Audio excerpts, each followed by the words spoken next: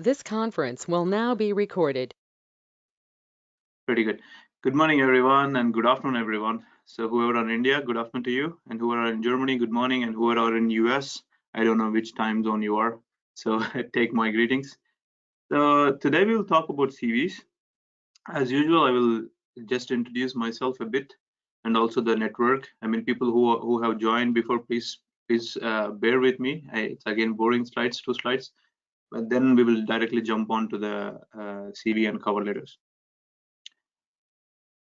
Cool. So myself, Jagadeesh. I work as an accelerator program manager in a company called EIT Health, a European Union company. I'm a healthcare consultant type of person. I help healthcare startups. Till now, our accelerator has supported around 800 startups in the healthcare domain all across Europe. So we have programs from incubation to scale out. So that means if the programs are just in basic just basic ideas, we will help them. Or if somebody are like at the unicorn stage, we will also help them to go to scale all over the world. And my job is to build a network called as mentoring network, and I help startups to identify the right mentors in whatever the domain they are looking for, mainly in the healthcare sector. And the other project, I deal with citizens and patients. So whenever you have a healthcare product, you need to validate with your citizen and patients. So if you don't validate with the citizen and patients, you have no idea whether your product will be really successful in the market or not. So I'm building a network called as living labs and test beds. So these are the end user facilities. It could be health insurance companies, it could be citizens or patients, or it could be just government policymakers. So I'm kind of building all over the Europe a big network. So that's kind of my background, what I do. I have a PhD on cancer pain, and my passion is to help students. So it could be just training on CVs or training on soft skills or motivating them for better career. That's myself. And the next is about Indian Empowerment Network. So most of the people today who join the call are new, and only a couple of them are like the previous people who joined in other calls. So for the new people, I'm going to explain what is this group about. So this group is called as Indian Empowerment Network. So the focus is on the word empowerment. So the empowerment could be like getting a new job or just training on a couple of things or connecting to the right people. So we really want to empower you, and we want to empower you through something called as peer-to-peer mentoring. So that means that here there is no boss. It's not my group. It's your group. So you can be a mentor to somebody, or you can be a mentee to somebody who has more experience to you. So it's your group. So we need to make it a very strong network. And the core beliefs that I have are like every person is unique. So there is none similar to you. So you are so unique. And I mean, the main aim of the group is to help you to explore your individual talents. So you can come and explore here. The group members will help to validate your ideas. So please come and explore. So the group is also about not only professional growth, it's also about personal growth. Any kind of, like if you want to apply for unemployment or something, so people would be able to help you out. And come and implement with confidence. So if you have any phobias, don't worry about them. Come and exhibit here in the group. And if you have something to share, like any stories that you want to share, feel free to share in the group. And collaborate rather than just compete, because most of the groups they try to compete with others, but here there is no competition. It's all about collaboration. So the more we collaborate, the more we grow. That's a bit about the group. And what we will learn today is, I'm not a guru of CVs, but I have seen maybe 100 CVs or something, or trained like 100 to 200 students on CVs. So I will explain you what are the basic elements of CVs, and I won't go deep in resume, but I will tell you a couple of things about resume, differences between both, what are CVs and resumes, and we will explore a couple of elements, what makes a good CV and what makes a good resume. I will show an example. I'll show my CV example, my academic CV before I joined this job. So, and I will also show resume of Elon Musk. So if that guy has one-page resume, then people should be able to put things in one page. I will talk about do's and don'ts, like what are the things that you are supposed to put in CV, and what you are not supposed to put, and a couple of tips and tricks how to apply for jobs. And then what I request everybody is that, we have around 40 people now in the group, or like 38, I think. So I want everybody, maybe after a while, we will open the mics and then we will form accountability partners. So what I mean by accountability partners is that if your CVs are ready, I want you to send to another person, and then that person sends his CV or her CV to you, and you both kind of see that what are the things that one can improve, or if your CVs are not ready, at least you team up and then afterwards you work on it. Because accountability partners are really, really important. Otherwise, this making CVs can take a month or 2 hours. So if somebody is there to check in, the things go so fast. So I really request everybody to form accountability partners and then have a productive CV making. Okay. Before I jump into the topic, I would like to ask everybody, what are your expectations of this session, so that I will try to cover those topics. So one by one, please unmute yourself and give your expectations. Hi Jagdeesh, my name is Tushar. Hi Tushar. What I'm expecting from this is to know how to write a CV properly, which will get selected when I apply into various positions. Okay. And I think one of the, so like the structure, what words to use, how to apply in a position. So for me, CV is just a gateway which will get you into for interviews, and Okay. I want to make this better. Yeah. Perfect. So I'm just writing it down.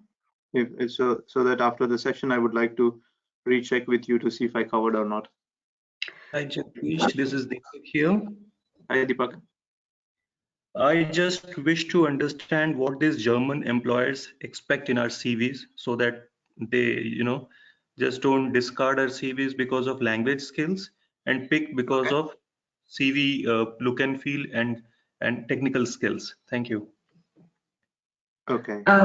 Jagdish, this is Runa. My expectation would be to know the keywords that recruiters usually look into the CV, because sometimes they might not go through the entire CV, but they just pick up profiles based on some keywords, consulting or whatever they are looking for.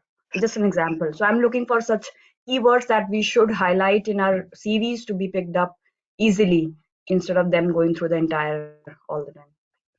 Excellent. Okay. So I'm writing it down. Hear me? Yeah. Hi Jagdish, this is Pratika. I'm really confused between making 1-page CV or 2 pages, because I'm just a student who's searching for a master thesis, and later I'll apply for jobs. So at this point of time, I don't know if I have to really make just 1 page of CV or 2 pages or something like that. Sure.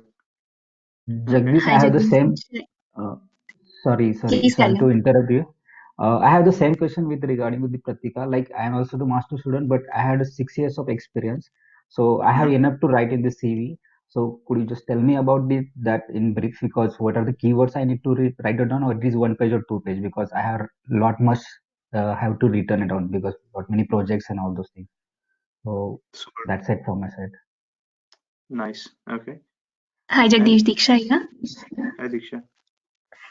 So I'm basically looking forward for a format of a CV in the local requirements and guidelines, because I've heard it's a little different. The categories in which we divide CV here is a little different. Just looking out for help in that. Hello. Yeah. Go ahead, please. Hello, Jagdish. I wanted to know. I wanted to know the difference between 1-page and 2-page CV, because I was going through the pros and cons of 1-page and 2-page, and some people prefer 2-page because it is more there's a lot of space in between, and you can read through that CV very easily compared to 1-page, which gets very crowded with all of your skills and everything. So I was actually looking for what would be the best possible case. Sure. I think we will cover all these topics. I have one doubt, maybe. Yeah. Can you? Yeah. Please go ahead. So basically, while writing a CV, what I have observed is the style of the format for German CV is different. The format for US CV is different.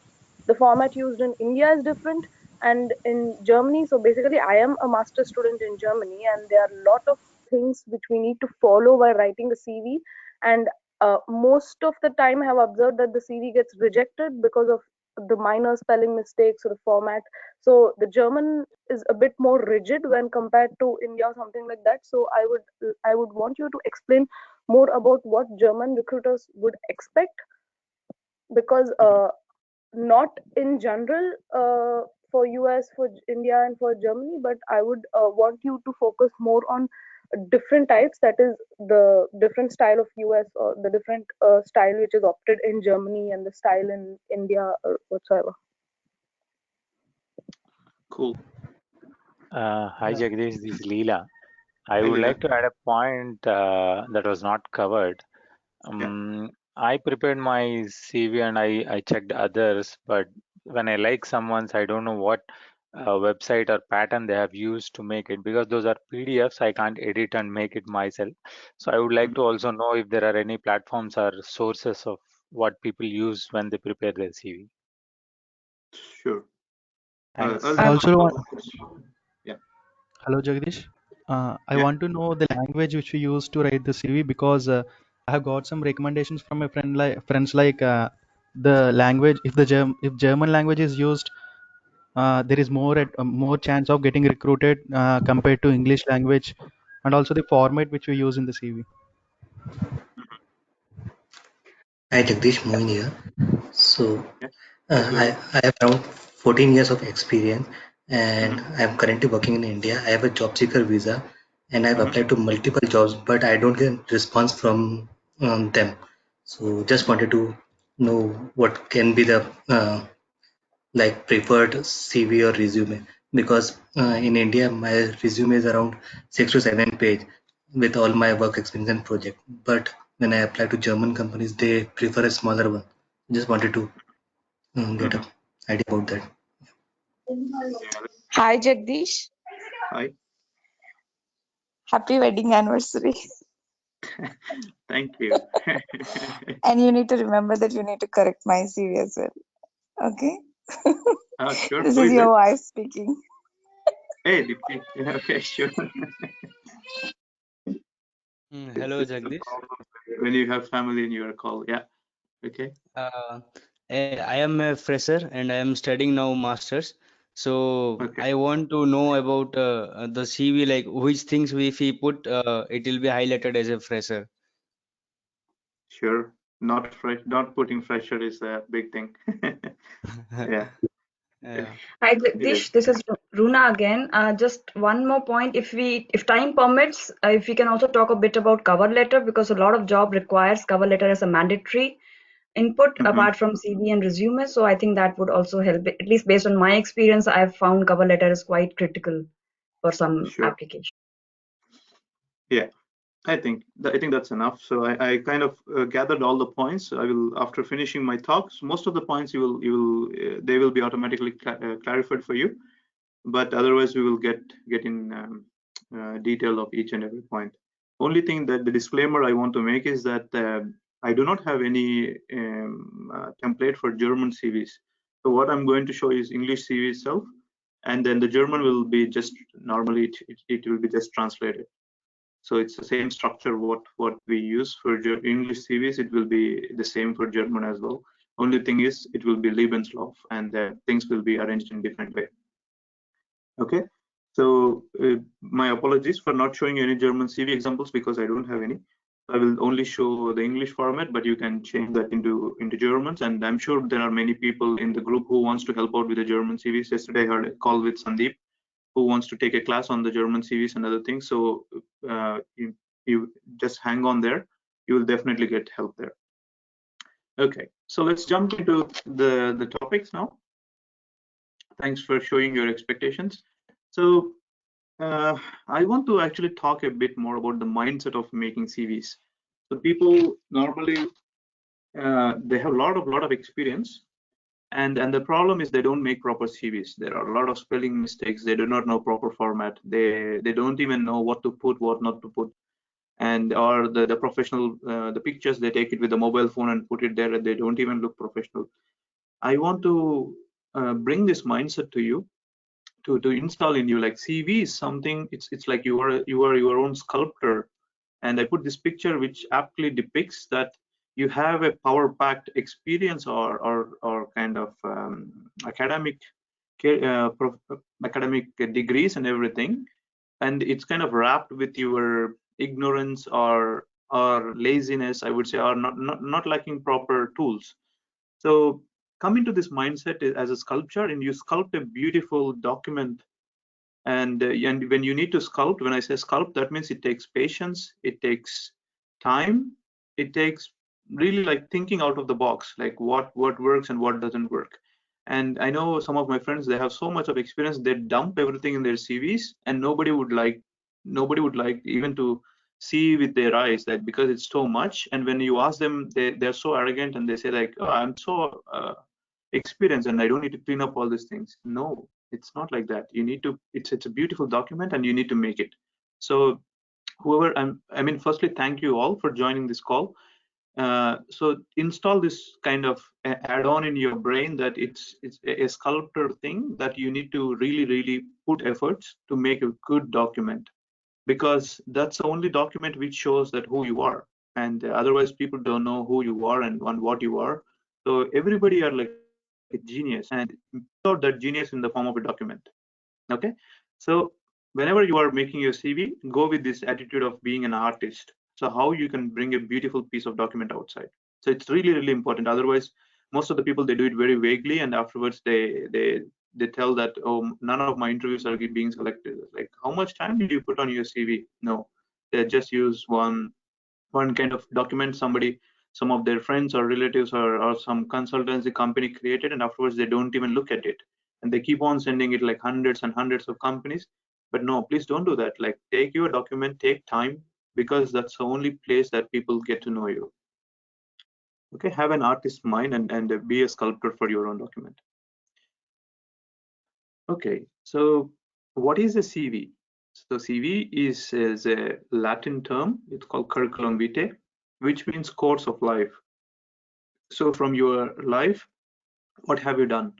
So we don't, I mean, it's not about like the childhood where you have grown up and all these things, but most of the historical elements in your life, it could be academics or it could be experiences, you put in a document, and that's why it's called as curriculum vitae. So it's a course of life which people can see. That's why it's CV. Then it could be a document in print or online. So if you print it, you can send it to the people in the print. Germany still print CVs work, and otherwise it's online. You send it as a PDF or a Word document, and then that works. So a CV is an extensive document. It has everything about achievements, awards, honors, publications, universities, your degrees, and all the things. And it normally a CV is more than a page.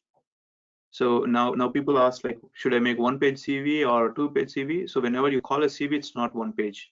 So the more, if you go more than 1 page, it's called a CV. It's called CV. And how long it can be? It could be until 12 pages. But I would prefer 2 to 3 pages is the max that you should use, because the more you keep, people lose track, because nowadays people don't have that much of attention to look into all the details. So focus more on 2 to 3 pages, and I will show you how to make it. And what is a resume? Resume is more about work history and experiences. Look at the CV. In the CV, we focus on a lot of stuff, whereas in resume, we don't focus much on that. We focus more on the work, so it's a straightforward thing. We focus on work history and experiences, whatever job suits, and also brief summary of your skills and education. It's not an elaborate thing. It's really a brief one. And resume, whenever you talk about resume, it's a single page. So the main difference between CV and resume is the page. So it's a CV is an elongated document with multiple pages, whereas a resume is single page. Okay, I have again put a couple of differences to tell you. Like, resume means length is short, it's 1 page. And what does it have? It has summary of skills, experiences, and education. And purpose of it is to get an interview or an employment. Okay, and CV CV is as long as it takes, but the rule of thumb is like not over 12 pages. I have seen a couple of CVs when I interview my mentors. I even saw a 20-page CV, but I never had patience to look 20 pages. My focus was gone after reading the first page. So more than 2 to 3 pages is not a recommended one. And the content of the CV is that area specific listing of education and academic background, and also skills and all other things. And the purpose is also to get jobs. I kind of skipped it. Also to get promotion on the tenure or grants, specialist positions, awards, etc. It also helps for academics to have CVs because that kind of have more extensive details. Okay. Just a short addition, Nancy here. Hey, Nancy. Yeah. So what happened with me, I can just share that I had previously, when I was doing my master's, I prepared a resume, which was 3-page. And I always used it. It was always positive. I always got responses in jobs, no issues. I didn't know this difference. Very interesting. Today is the first time when I'm really learning about this difference. Now, last year, I again started applying for jobs because my previous contract finished. So then I thought, okay, let's switch it to 1-page thingy. So I took good time. I switched my 3-page resume to a 1-page resume and started applying. I made applications for like more than a month. Nothing happened. Literally nothing happened in Germany. It seemed that they were not even looking at it or not even opening my application. So I was not feeling great about it. So I switched back to my old format, which is now 2.5 pages. And since I started using again the old format, which is a 2.5-page resume or CV, whatever you call it, I started getting interview calls and at least rejections, if not acceptance or interview calls, at least rejections, which was not happening with the previous one. So this is just my experience. So I think in Germany, there's a little bit different understanding. My personal feeling is they don't consider a 1-page thingy anything. They want to listen more. They want to read more. I will talk about it because it also depends on what they ask in the job. So in the job ad, normally in Germany, and I never see people asking resumes. They always ask CVs. So there is no point of sending single-page resumes. Resumes mostly work in US. Yeah, that could also be. So because they always write Lebenslauf, there's no second term. It's always Lebenslauf. Exactly, yeah. It's always CVs that they ask. We, even in our organization, whenever we always ask for CVs, not for resumes. And for some employers, they don't even know the term meaning. But the thing is, when you are applying for in Germany, don't try to make a resume. Try to make a CV, because it also allows you to add a lot of stuff. Yeah, that's also my experience. Yeah, exactly. Right. Yeah, that's also my experience for people who are in masters. I heard some people are here in masters and still studying and first time applying. So for those people in Germany, 1-page thing might not work.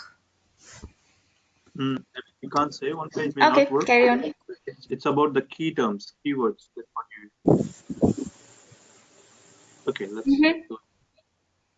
go. But thanks for sharing, Nancy.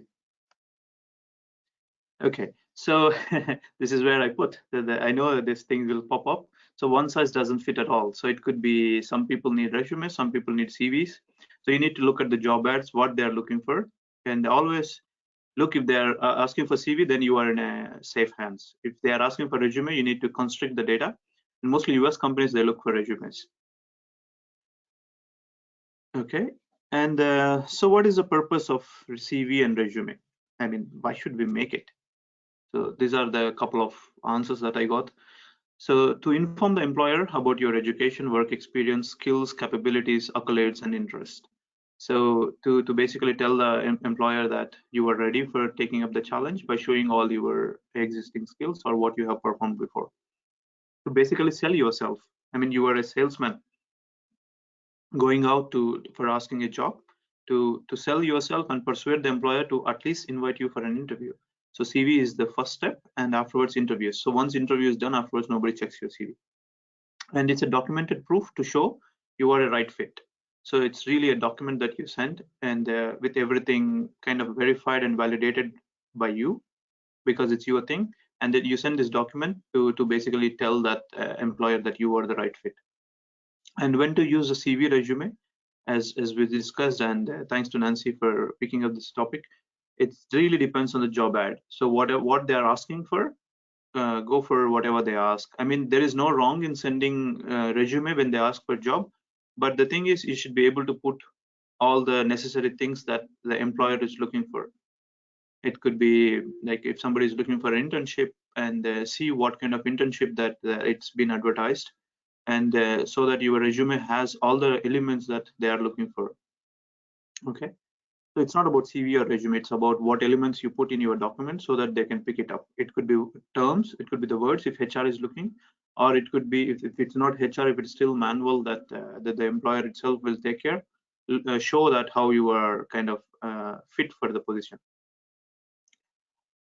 Okay, so we will go again little bit details afterwards, but I'm gonna show like a little background of CV.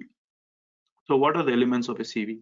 So in the CV, you'll have address, you'll have education, you'll have experience. So here, these two, education and experience, people kind of juggle here and there.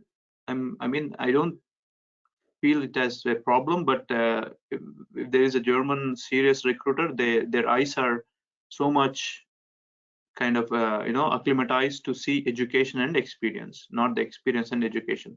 So it's also a bit a little tricky to focus on that. Then afterwards, the structure is not that strict, so you can follow up fellowships, scholarships to show that how much you got, additional qualifications and certificates. So all these things are to prove that how fit you are for the job. So education and experience will already talk that what you are, and then afterwards the projects, fellowships, additional qualifications, computer proficiency, technical expertise, I think other important things, and references. So all these things, they all will strengthen your CV, but first three things are kind of keep them in that structure. And then the resume is more a small one, small document. It's address, your summary. So you need to explain like what you are looking for and what you are in like in a little paragraph, 3 or 4 sentences, not go more than that. Education, employment history, hobbies and interests, professional skills, a disclaimer, and a signature. So even in CV, normally German employers, they will be happy if you have a disclaimer and as well as signature. Okay, and one more question. Normally, I was expecting this question that people haven't asked, but I would like to address this professional picture. So it's not mandatory. So no employer really asks for you to have a professional picture. It's an optional thing, but if you use it as a high quality one. So I had a friend who was going to H&M, taking wear a coat and take with a mobile phone with kind of not ambient lighting, and he has put that in CV. And when I asked him like, why did you do that, he said he doesn't have a coat. So this was really shocking for me, and he was applying for a 80K 90K job per annum, and he couldn't even afford for a picture, or he doesn't want to, or he didn't care. So he was actually killing his own profile by uploading the very, very bad images. So if you use your pictures, really use the high quality ones, because that stands out from other people. There are certain elements how to take a profile picture, and I think the photographers know that. So you don't need to be serious on your CV. You can cheer a bit. I mean, you don't need to laugh like that. We can see all your 32 teeth, so you can a little bit smile, and then that picture can go onto the CV. And as I said, ask for professional help. So get a professional picture, even if it costs 30 euros or 40 euros. So get really a professional picture and put it on your CV, because that kind of changes a lot. That shows your seriousness as well. But it's an optional thing. If you don't want to use a picture, don't use it. Even in German CVs, it's not mandatory. But if you use it, don't use the low quality one. Use a high quality one. My recommendation is use it. Use it and use a high quality one, so that at least it's kind of complete document. So people know you, whether you are Asian background or African background or like other ethnicity. So they immediately understand whether you need a visa or not, at least by looking at ethnicity. That's my view of seeing things. And there was a question about what keywords that you need to use, right? you need to first look at the job ad, what they are looking at. You need to really understand what are the terms that they are using, because it could be when you apply your job, it could be a software application tracking system that could be seeing your CV, or it could be HR manager who is looking at your CV. So normally the HR managers are not that skilled in your domain. So they are really good at HR, human resources, but they are not good at the technical skills.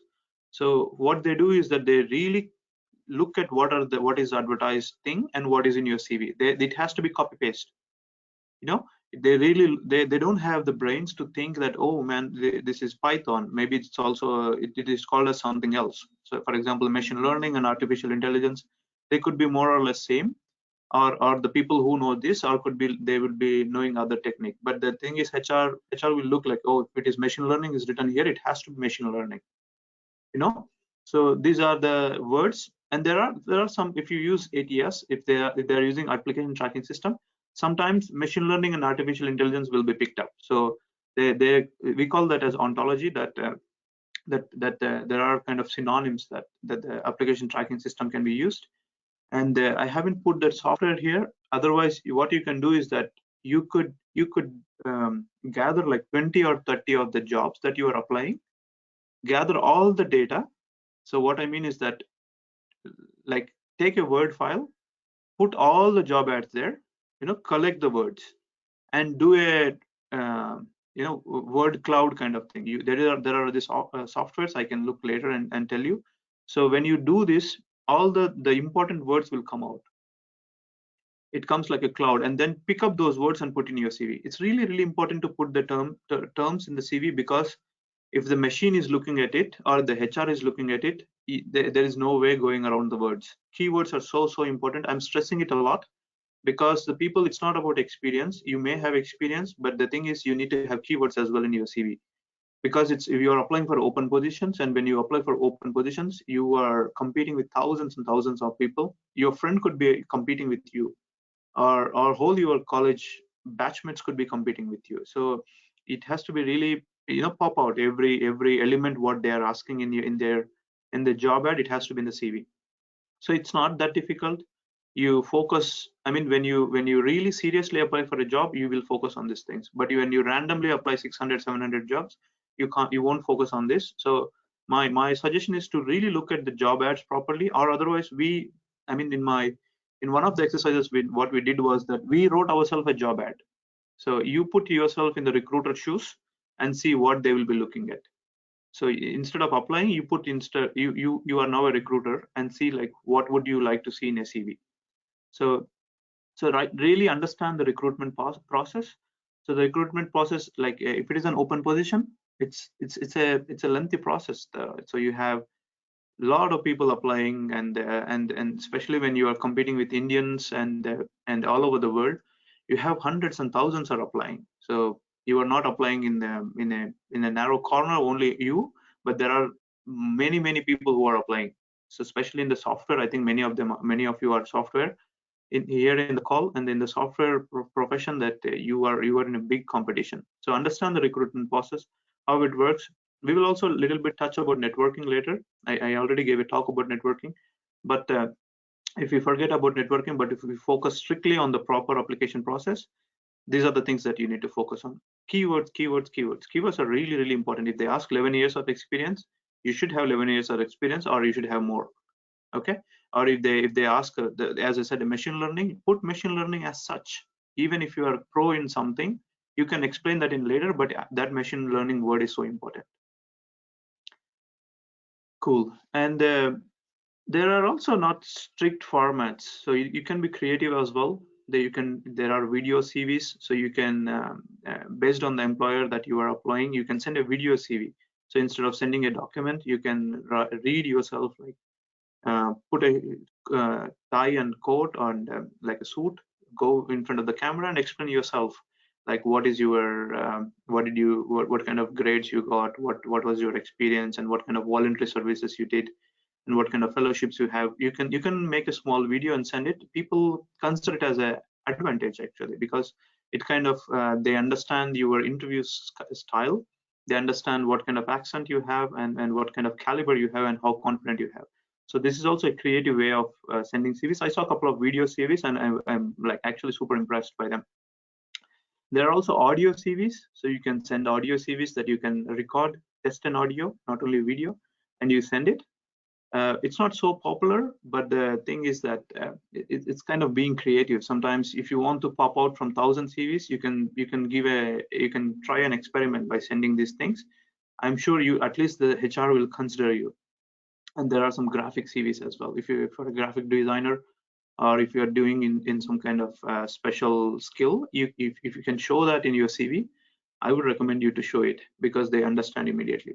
I mean, I have an experience. Recently, we were in a recruiting phase. We were actually recruiting for an intern, but that person has more profile, and she was actually a winemaker. She had a PhD in bioscience, but she didn't like it. She went to harvest wine, like in her own family, and I think 2 years she was working in a vineyard, and she put a little wine picture in her CV, and we really loved it. Like we immediately wanted to invite her for the interview. So that's like the personal experience. When you have extra talents, just put it there. You never know, maybe people like it. Okay.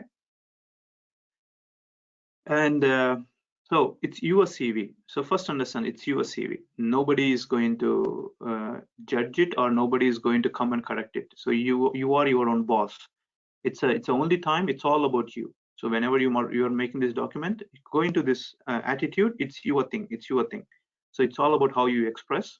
And as I said, you go with the sculpture attitude. Like, how can you make a mud pot, that how beautiful that you want to make it as a sculpture. And the CVs are an opportunity to show an employer why you are an ideal candidate for the job. So it's really an opportunity to tell that the advertised position, or the position that you are applying for, is that why you are the ideal candidate out of 1,000 or 100. Okay, good CV. So maybe if you want to take a notes, feel free to take a notes, because I'm going to give some tips and tricks. Normally nobody will train you these things, because you just pick up with experience. But since I have some experience, I'm sharing that. A good CV will stand out from the crowd. So you identify how your CV can stand out from the crowd. Okay. Draw attention to your relevant skills, experience, achievements, and potential. So you need to really, really draw the employer's attention there, and create such an impression on the employer that they will not be able to turn you down for your interview. Okay. And you identify how to make it, because every position is different. And the core beliefs, what I have is that everyone has potential. So the same what I have in the Indian Empowerment Network, everyone is unique and everyone has potential, and everyone has more skills than they think they do. So normally when you start writing your CV or LinkedIn profiles, you kind of get stuck that you put only 1 or 2 experiences. Afterwards, when you brainstorm with your friends or with your colleagues, you kind of understand that you have a lot of skills. You achieved like a good team player. You could be a good team player, or you could be a good negotiation person, or you could be a conflict resolver, or you could be a good project manager, or you could be a critical thinker. So all these things, these are all skills. So you may kind of brainstorm with yourself, or you brainstorm with others, or see other CVs, and you can put everything in the document. And one thing is that everybody can write a good CV, irrespective of the qualification, irrespective of the software knowledge. Everybody can write a good CV. I mean, first you can just take a pen and paper and write it on the pen and paper, brainstorm, and so you don't need an expert to write your CVs. You can write your good CV. Okay, so have this mindset. You are your own sculpture. You can write good CVs, and you have all the skills. And okay, this is an important slide. So do's in your CVs. What should you do in a CV? Use a standard font. So sans serif fonts like Arial or Calibri, these are the standard fonts that you use. It could be 10 to 12, the font size. Try to keep it simple. So don't exaggerate stuff like bold or highlighting stuff. No, keep it simple. And when you write CVs, be honest. So you don't need to lie. You really put what you are good at, and include recent and relevant work experience. It could be paid or voluntary. It really doesn't matter, as long as you kind of put the relevant work experience. So you can you can pop out from others. Be consistent in your layout and style. So for example, if you use one kind of layout for your education, don't jump in the experience to other layout. So if that is in a tabular or some kind of other format, here you completely change it. Don't do that, because our eyes get disturbed when there is a especially when you upload German CVs, they are so structured, and once you change a couple of things, it's gonna mess up with everything. List your skills and achievements and back up with evidence. So I'm not sure, I don't want to complain, but especially in the software field, we have seen several cases that people put fake experience. I mean, it's up to you if you can convince the HR, and if they say that, do you have really 5 years experience in Java, you should be able to prove it. Normally in Germany, nobody really kind of untrust you, or they trust you if you put something on CV. So I mean, untrust is not a right word, but they don't misjudge you if you put wrong things in the CV. They just trust you. So that means you need to really, whenever you put on your CV, it should have evidence. If you are certified, if for example, if you put a project management there, what kind of project management certificate you have, or how can you prove it? So you can also just share your experiences. But in Germany, I heard from people that they prefer certificates. But the overall aim is that they should be able to trust you. And when you put fake, I don't know. I mean, I haven't seen much in my life with the fake certificates. But the thing is, when you are in the interview, you will be drilled on these things. And if you are proven wrong, I mean, it's a failure for yourself, also failure for the employer, and also sometimes failure for the nationality.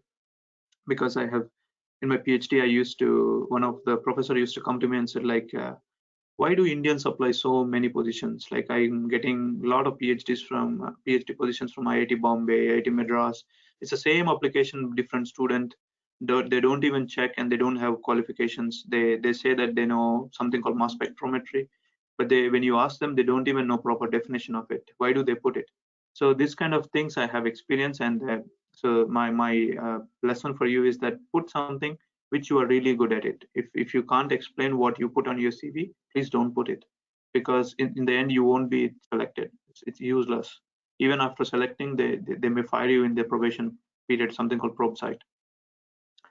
Okay, and one more thing is, keep it short, your CV, as I say, keep it 2 to 3 pages. So now I think you don't need to worry about resume. So whoever you are, put 2 to 3 pages of CV. It doesn't matter, even how much ever experience you have, make it 2 to 3 pages. Don't keep it 6 pages, 7 pages, 8 pages. Shrink it to 2 to 3 pages and have it, because most of the HR's eyes are experienced to see 2 to 3 pages, and afterwards, because they have only 10 to 13 seconds to look at a CV, and if you have more pages, they don't really look at it. Okay, use positive action verbs such as organized, delivered, accomplished, achieved. Okay, you don't write like, I'm an organizer of these things. No, I organized. So it's all about past tense, and use in a positive note, like that I accomplished a couple of things. I'm an achiever of some things, like achieved like a Nobel Prize or something. Just put such kind of sentences. Include a statement about your career aspirations and what you have to offer the employer. So normally when you see the summary in CVs and resumes, that's quite vague. So people don't even look at their grammar, how they write it. So focus on this sentence. When you kind of focus, when you write properly that what you are to achieve. For example, you are good at intercultural differences. You know how to work with multiple partners all across the globe, and you know how much difference that you kind of achieved in your previous jobs. So make all this kind of kitchdi and make a one sentence, and tell the employer that what you would offer the employer with such skills. Just 2 to 3 lines. It doesn't need to be so big, and you can write it in CV or resume. It doesn't hurt. Resume, you'll definitely have it. In CV, you may or you may not have it, but having it doesn't hurt. But the thing is, grammatical mistakes and spelling mistakes, this will kill you. This don't ever try to have it. So have it in a proper, well-structured sentence. Okay, be honest but positive. Negatives can also be turned into positives. I mean, I can how can I give an example? So I mean, it's a bit strategic thing that how you can do. For example, with my own experience, I had very rough childhood in the sense I was doing all crappy jobs, like whatever you pick. I was a sales boy, I was a caterer. So I used to finish my bachelor's from morning 8 to 12, and after 12 I used to be a school teacher. And then afterwards in the evening I used to be a sales boy. I used to work in a dress showroom where if somebody comes I'll show the dresses. So I had really rough childhood. And at the time I was feeling very, very negative. Oh my god, my friends who all did not study, toppers now, they are into medicine, they are into all the high level profiles. And why am I stuck? Why am I so poor? But the thing is, after a while, when I was writing my CV, when I look at my experience, I could prove that I am good at sales. I could prove that I'm good at teaching. You see, these negatives at that point, they become so positive. When you look at my experiences, they have so big of section. And whenever somebody sees my CV, they understand, oh, this guy has skills. So it's all about skills. So you need to show that how your negative experience can be turned into a positive experience. For example, if you have quit your employee, sometimes you can write like why you quit, because it did not align you with your principles, and how you are principle focused. So I'm just making up the stories, but the thing is, there is nothing wrong or right there. So if you have a negative experience as well, make it as a positive. And the very, very important is that proofread for spelling, punctuation, grammar, and meaning. Please, please, please. I mean, Indians are so good at it, but the thing is, your negligence can make a big difference. Please focus on this: spelling, punctuation, grammar, and meaning. So these things, if these things don't match up, nobody will look at it, especially when you apply for Germany. They are not so good with English, but they at least try to understand the meaning what you put there. And the easy way would be get someone to check it for you. I mean, in our group, I told that you should form accountability partners afterwards. So please try to check each other's CVs and see wherever the differences are there. And what you need to do in your CV is that show you are a go-getter. Go-getter in the sense you are kind of like when somebody gives a task, you need to get it done. So you need to prove that with what you have done before. So it's all about results, what you achieve and what you have achieved. Show them that you are a team player. So I mean, some jobs, most of the time they look for the team players. So you don't like to be a team, but the thing is, in the end, most of the 90% of the jobs you need team players.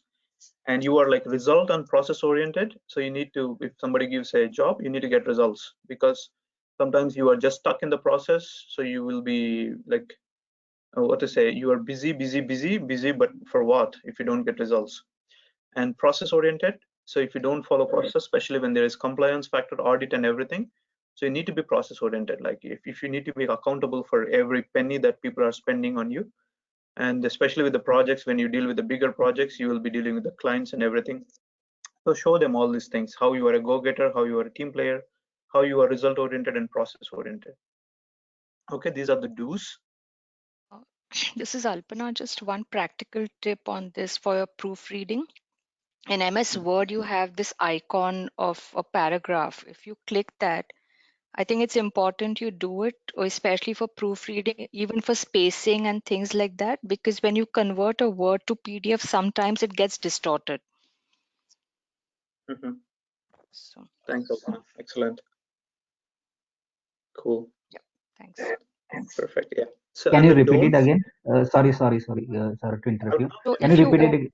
Yeah, if you open a Word document, whichever, if you have 10, 16, whichever, and if you go to in the home tab, there is an icon. It looks like a musical note. I can maybe show you an example. Yeah. Okay.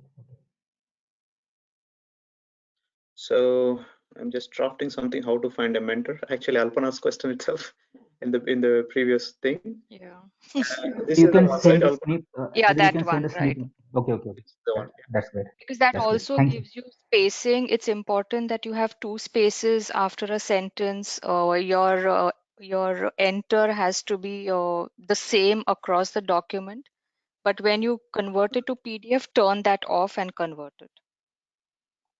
Yeah, even if you keep it on, nothing happens in the PDF conversion. It automatically goes. Correct.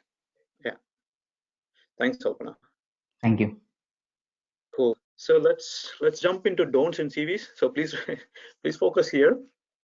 Don't do it in a rush. So when there is a job application 1 month after, like you don't do it like one day before the job application closes. So focus before. Remember, this is your own sculpture and you are the sculptor. So do it in a calm and content way so that you have enough time to focus on it. And leaving gaps in employment, this is, I mean, I have controversial statements for this. Some people, they don't care. Some people, they do care. But the thing is, even if you take sabbatical or if you take maternity leave, please put it there. It doesn't hurt. So if you,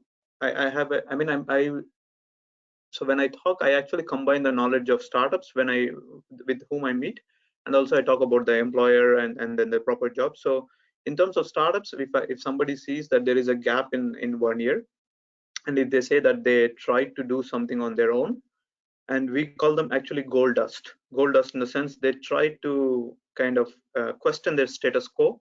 They did not settle for the normal. They want to do something different in a year, and you should be able to show that gap in that. For example, if you are so good for example, you were working in Infosys 5 years, and then afterwards you did not like the job, and then you took Java course 1 year, and then you applied.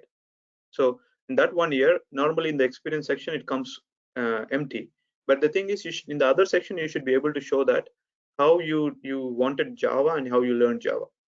Sometimes if you did not do anything else, if you have health problem or something, try to put it somehow so that people really understand that you have a series of events in your life which matches up. Okay, never lie. I already explained before, when you kind of put fake resumes, you need to be able to convince. Otherwise, I mean, you don't have positive impression. And include relevant personal details such as marital details and children. Don't include. Don't include. Like, nobody asks for your marital status. If somebody is asking for marital status, tell them like why is it bothering them and why are they interested to know. And in Germany, it's prohibited to ask, even if you can sue them if they ask. And also about children, women, please note, like the women who are in the call, please note this, because these are the questions that I have faced from my friends, that they were asked in these things, and they kind of attacked the employer, and they said like, why should you want to know? And if you really want to know that I will be pregnant in a year or so, and so if I am becoming, I will accomplish my things, I will let you know. So these are the kind of answers you need to tell. So it's in the interview that you can do that, but in the CV you don't even need to write it. Marital status is completely not necessary.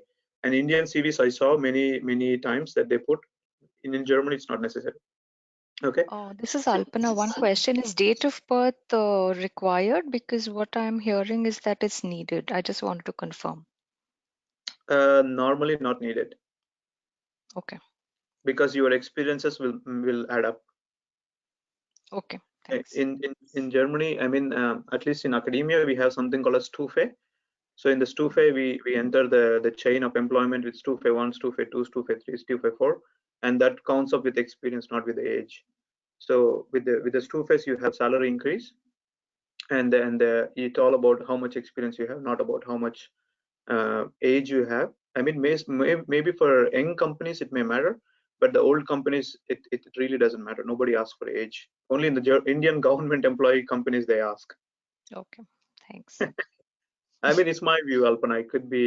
I may be wrong, but logically it doesn't make sense, because I mean, only when you are 64 or 63, when you apply for a job and you may go next year in retirement, that's going to hurt the company. But if it is not the case, I would recommend you not to put that. Okay, thank you. Cool. Yeah. Simply Jagadeesh, I have a question here. Yeah. Or should we take questions after the session? Sure. No, you can ask. Okay, so I don't know, but do you also feel that putting in marital status and children's status or the date of birth is similar to putting your photograph, which is not very compulsory but gives a better idea to the recruiter about you? Do you feel that, or it's what's up your to thought? you? I mean, it doesn't hurt for others, but I'm telling that some people have problem to see if you are married, or or if you may have kids, people may kind of think that you will focus more on the kids, less on the job. Okay. Okay. So yeah, in Germany, marriage is not necessary to have kids, but the thing is, at least shows that you may plan for having kids, and that means at least you go on maternity leave, right? So if you go maternity leave for 1 year, the company has to prepare to hire another one. So they will be focused before itself to hire somebody whom they can trust for long term. Okay, so that might close our doors to reach the interview also. Yeah, I don't want to say yes, but Yeah. that will be the hard truth. Yeah, I understand. Don't give any conflicting information that raises a lot of doubts. So normally in the interviews or for the application, you yourself tell them what they need to ask. So these are the things that if there is a possibility to avoid it, I would recommend you to avoid. Sure, thanks. How does like getting married will help the employer to know? Like not necessary. I would say please don't. Yeah, Yeah. Jagdish, I also have one question here. Yeah.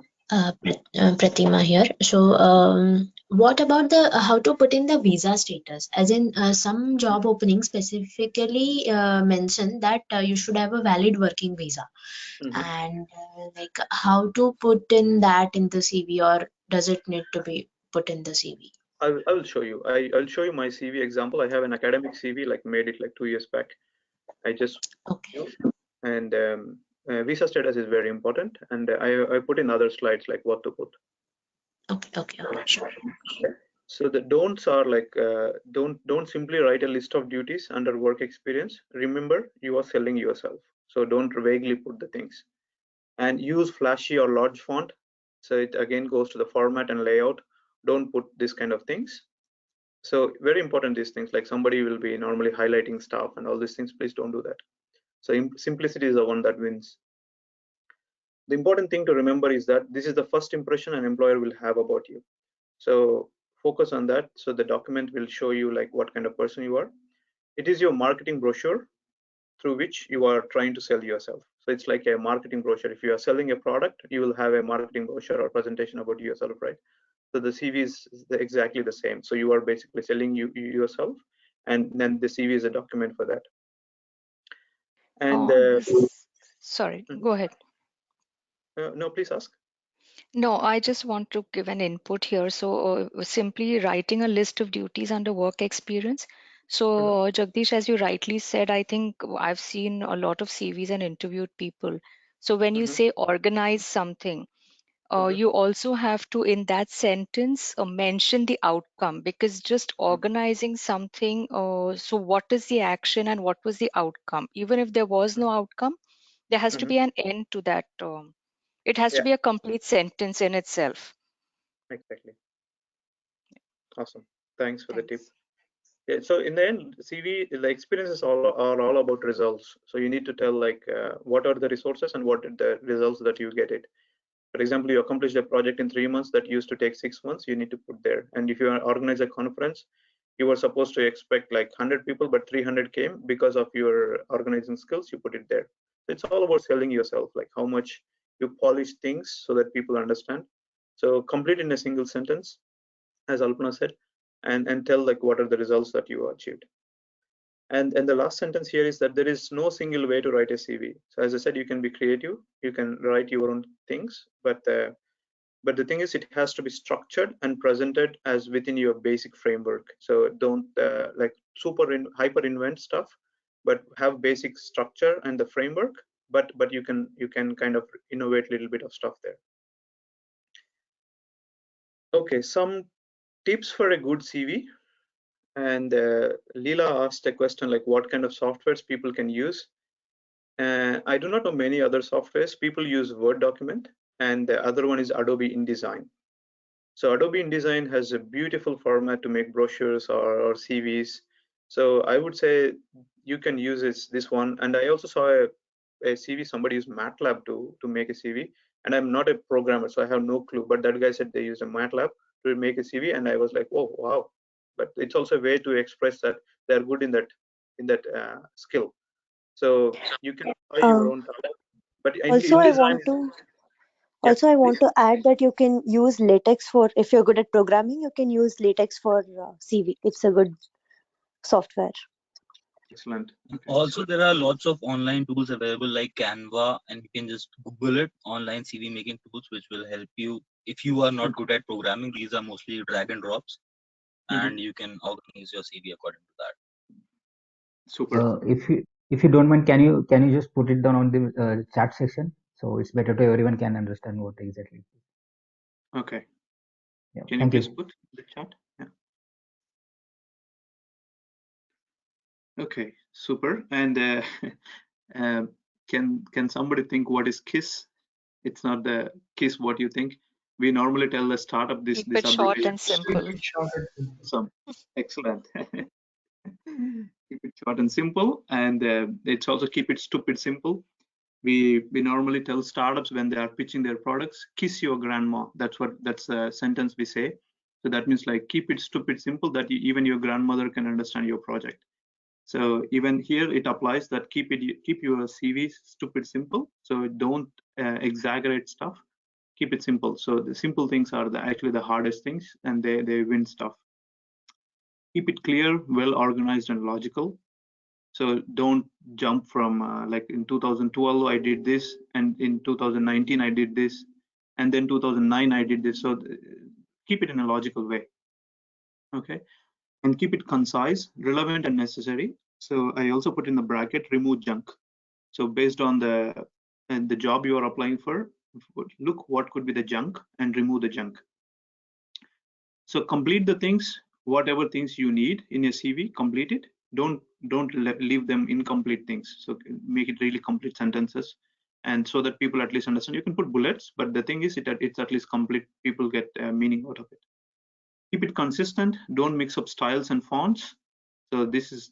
I mean, our eyes don't have that capacity to look at different jump in kind of style or font. So focus more on the psychology of human brain or human eyes. So don't mix up the styles and fonts. You can be creative, but the thing is, it kind of messes up with the things. And keep it current and up to date. So don't use like 3-year-old CVs or 2-year-old CVs. Like make it now. If you are applying for a job, make it now, because you might have had new experiences. Keep it there and then apply. Cool. This is an important.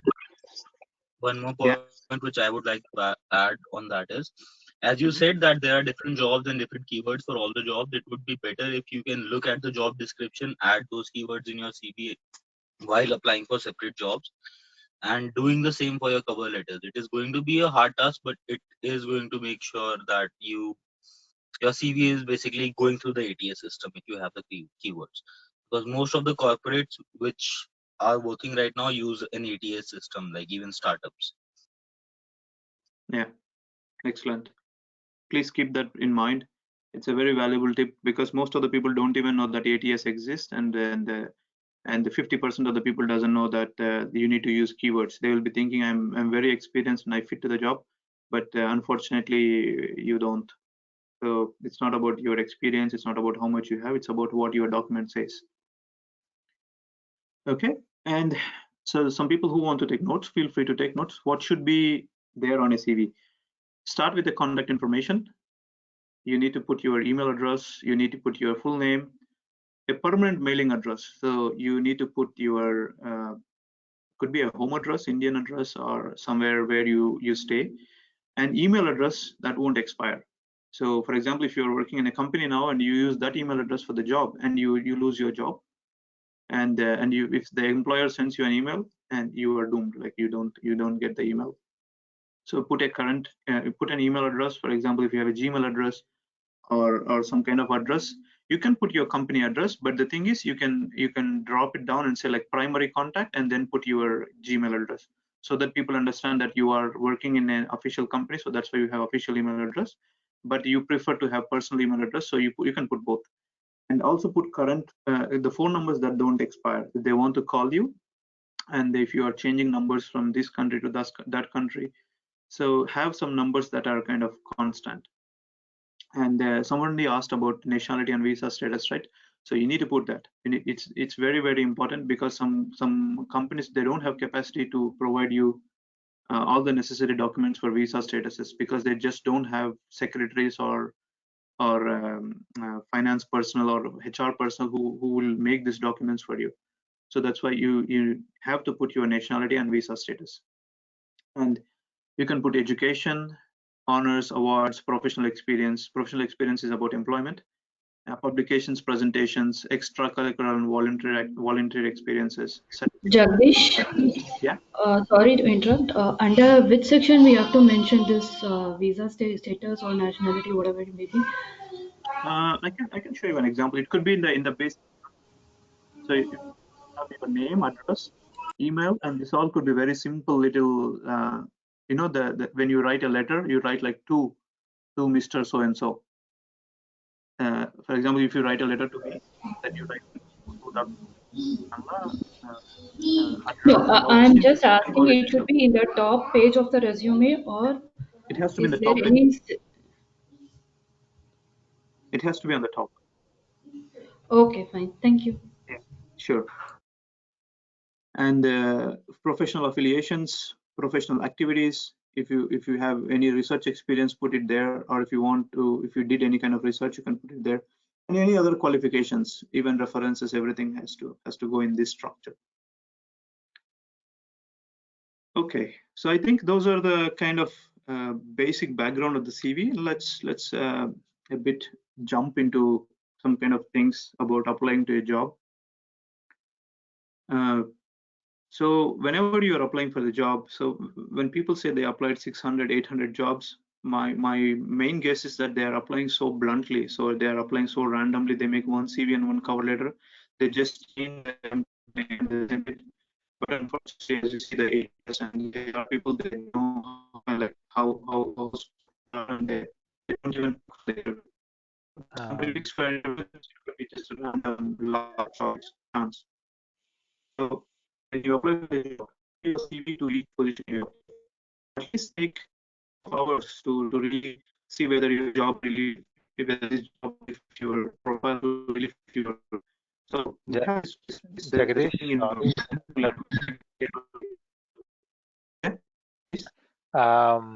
am I the only one who is facing problem with your voice? Because it is Voice more is distant. interrupting. No, Jagdish is losing his voice. I also have the same broken voice now. I mean, I missed almost last 2 points. So I just want to ask, am I the only one? Okay, thanks for letting me I know. think the same issue is. Can you hear now? Hello? It's still a bit broken. Try again.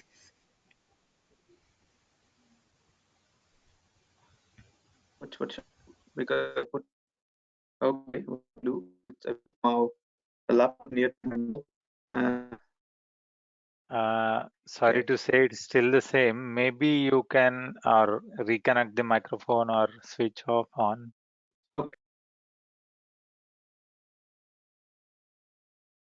Can you hear now?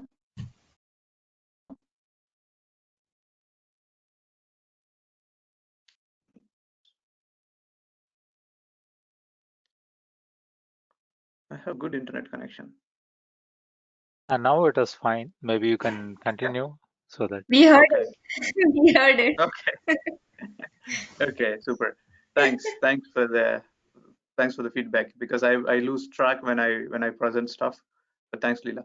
So before applying to a job, what I was telling is that don't randomly apply to the jobs. Like when you apply 600 jobs, 700 jobs, how the hell on earth you have time to look and make tailor-made CVs? So I was telling an example in Telugu. We have something called Gangiga Upal Garided Chalu. That means that if you like precious cow or holy cow's milk, even if you have a spoon of it is enough. You don't need liters and liters. So that if you apply even 30 to 40 positions, but you kind of work so much on the CV and send it, that will yield you a lot of things. So applying, networking, reaching out to them, making tailor-make CVs, all these things will really help you. So I have some tips, like research the company you are applying for. That helps you a lot. And because you will be, if you get a job, you will be working there for so many years. Sometimes people may spend whole life there. So look at their mission statement or core values. So if you do not know what is mission statement, is that, so for example, if a hotel writes a mission statement, their mission statement could be to satisfy the customers whom they come, irrespective of whatever situations they are. So this could be a mission statement. And the core values could be honesty, integrity, dignity. So these are the things could be core value. Look at if it is possible, sometimes they will write on their company web pages itself. Look at them and see if you can align them or not. And what will they be looking for in you? So kind of do a research. As I said, put yourself in the recruiter shoes, put yourself in the employer shoes, and see like what they will be looking in you. Who works there at the moment? If you know any friend, oh my god, you need to really talk to that friend and see, like, because that reference will help you a lot. And what are they passionate about? So it's also, you need to look at the future oriented companies. So what are they're looking at? Are they in the expansion mode, or they are just satisfied with what they have? So sometimes, for example, we have this our company is in a building called as Langenscheid. You might be knowing a book called Leo Dictionary, a yellow book, and they actually went bankrupt. Why? Because they did not undergo digital transformation. So you need to look at the companies if you already know where they will be going at. Sometimes you don't know, but you can look at their projects, or you can just look at their web page that they will write what kind of things that they are doing. And the other important thing, my personal experience, is that research your manager and boss, because in the end you need to impress your boss. It's not about whatever the job you are, however big you are. In the end, you need to satisfy your boss. And if there is a possibility, to research about your manager with whom you will be working, because even if you are so good, and if you screw up with your boss, in the end it's a hell for you. So if there is a possibility, research that. So research the company, tailor make your CVs, and then research your manager and boss. If possible, if there is a possibility, get in touch with them. Okay. And the presentation of your CV. The first visual impression of your CV is important. Okay. And for standard CVs, use plain white A4 paper. So some people I saw printing them in A3 paper or A5 paper. No, I mean, go with the standards, because people are used to such things. Print them on A4 paper.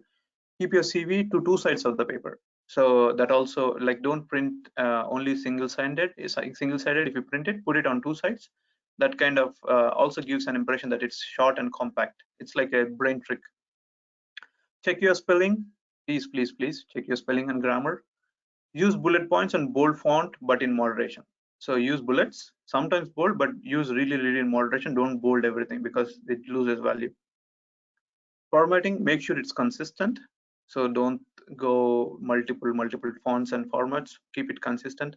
Size, as I said, 10 to 12 font, depending on the font style. Some fonts, even if you make it 20, it won't show to your eyes. So really based on the font style, you could use Arial and Calibri, as I said before. Could be 10 to 12. Focus more on accomplishments. So accomplishments in the sense, the results, what you have achieved. And target your CV to that job and company. So that means, like, tailor make your CV so that the job employer will pick you. Use short, concise sentences. Don't write paragraphs and essays in your CVs. Really write short, concise sentences. Always consider your audience. So is your audience is an employer, ATS, or HR? Okay. So this is the way you need to present your CV. I mean, like, whatever I present now, it's already, I think I have presented before itself, but now I'll be focusing more on in a different way of presentation. That's it.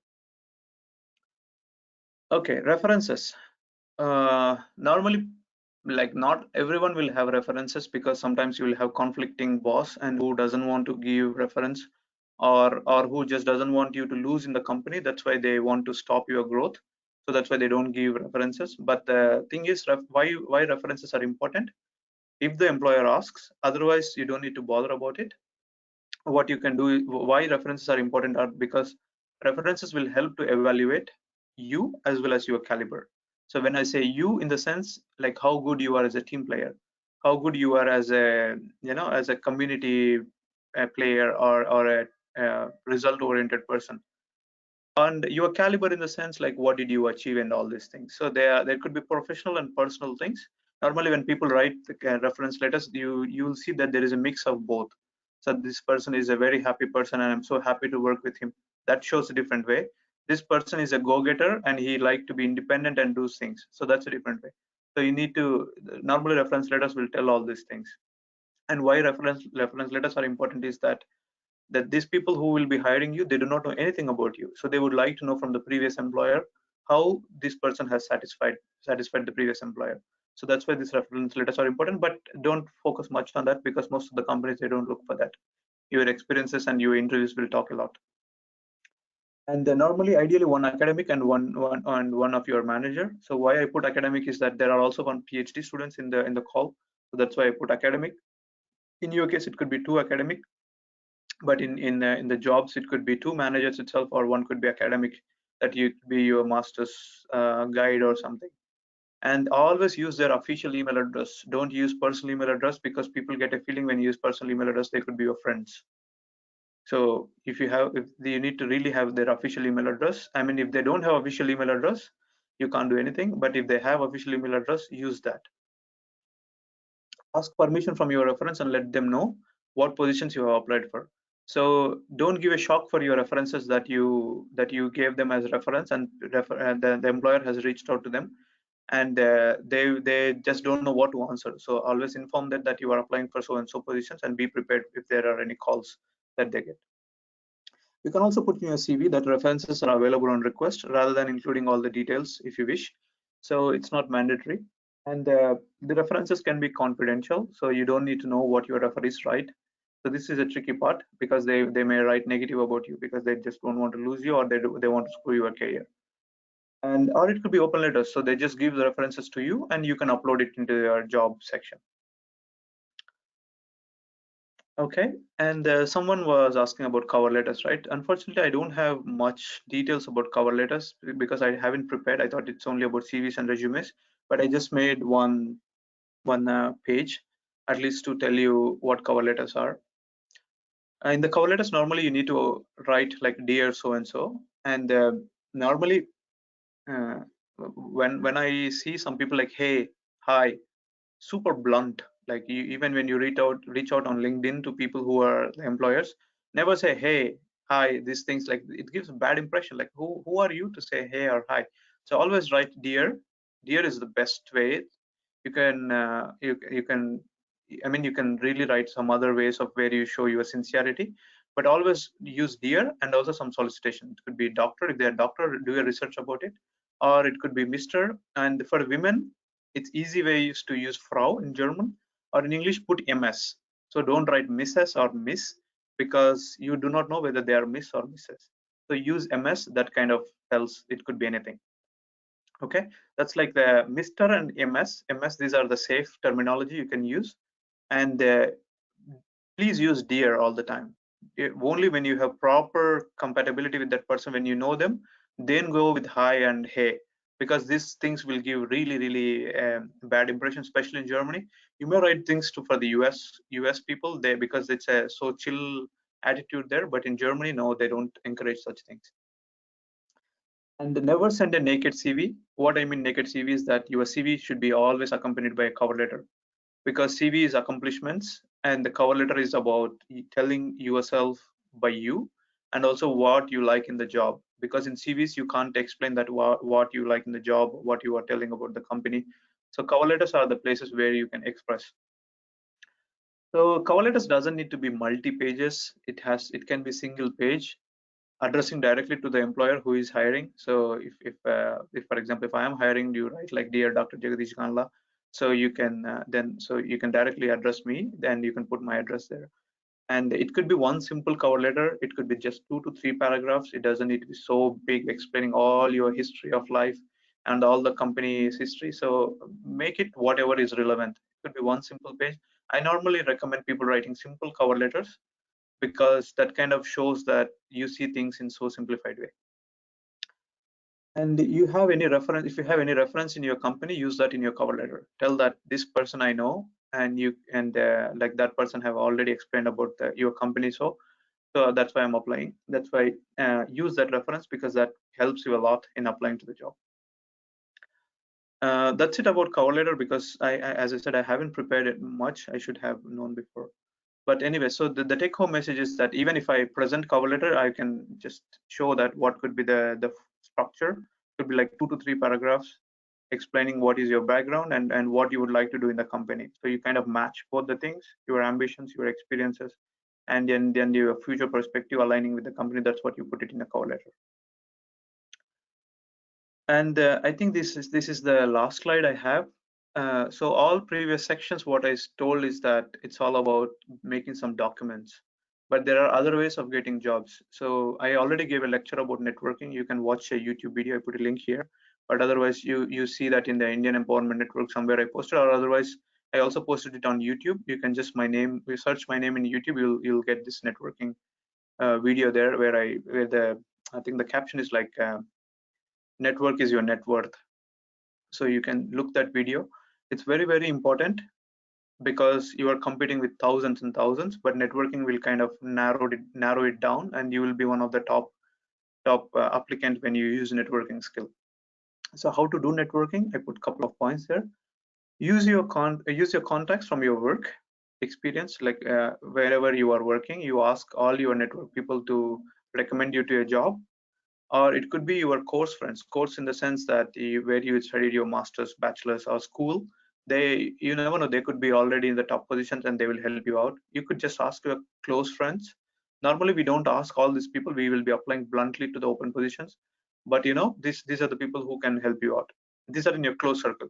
But there are other ways. I mean, you can also look for the people. For example, you go to kindergarten with your kid, the people who come to leave their kids, they could be the next employer. So you need to talk to them, you need to tell them what you're doing, and without hesitation ask them if they have any job, and they will be much more connected with you, because their kid goes to your kids kindergarten, and they will easily help you out, because you will be seeing them more often.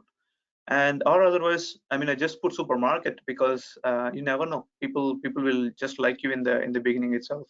So keep open, keep asking. So there is no shy, or there is no hesitation in asking, because in the end they need you and you need them. So networking is a super powerful skill that you should be using it. And as I always tell, if you meet someone, always ask them how can you help them. So networking is all about giving them what they want, and afterwards they will definitely give you what you need.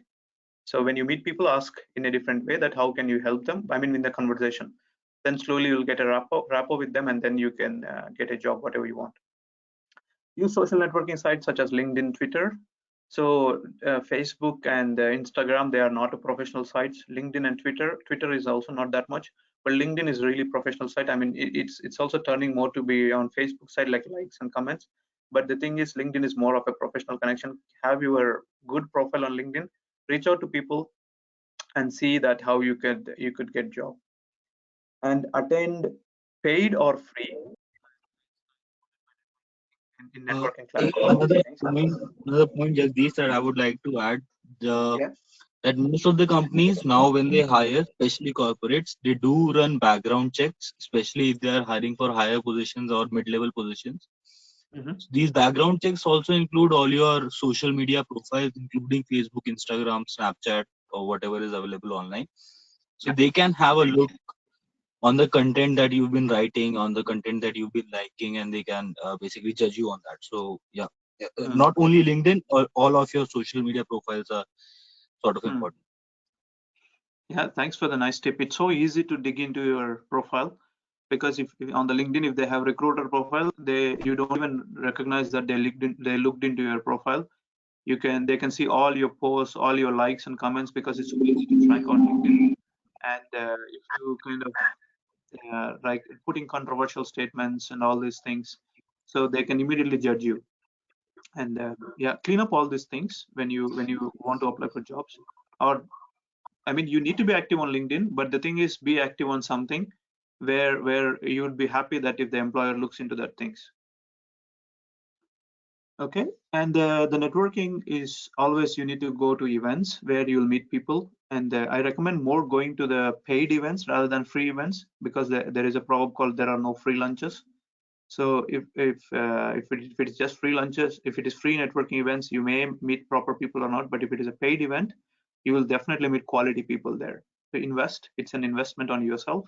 Go to such events. It could be local events or non-local events. If there is a possibility to go non-local, you'll be now opening up into a new ecosystem. Go there, and this is like one of the untapped potential that people have. You should be going all over the place and meet employers directly. I mean, I normally see in the other side that employers doesn't know where to find the proper employees, but from your side you do not know where to find the proper employers. So the networking places are the places where you can meet them. And always keep business cards with you. If you don't have proper business cards, print a proper business cards, have high quality there as well. Don't go for the cheaper versions like 100 rupees 1000 business cards.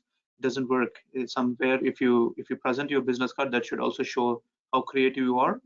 I mean, the purpose is just to contact you, but the thing is, it also tells that how you are good at quality. And when you go to the networking events, after the networking, please keep them in touch, because afterwards they will forget you. So put a LinkedIn request, write a message, or tag them in some posts. If they talk something about, like, you tag them and say, like, look, so and so, this is the thing we talked about that. So that shows that you are curious. And one of my favorite is always creating content.